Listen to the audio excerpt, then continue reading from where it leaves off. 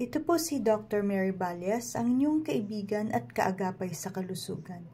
Ang pag-uusapan natin sa video na to ay kung kailangan ba ng mga teenagers na uminom ng vitamins. Kung ang isang teenager ay kumakain ng well-balanced diet, hindi na siya kailangan uminom ng karagdagang vitamins.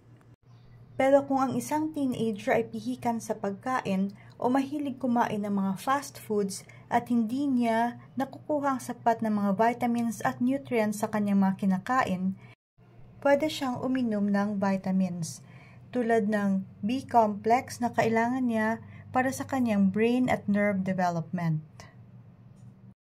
Vitamin D at calcium naman para sa matibay na buto. Vitamin C, E at zinc para lumakas ang immune system.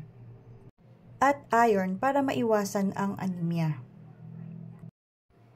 Please don't forget to subscribe to my channel and click the bell button para ma-notify kayo kung may bago akong video.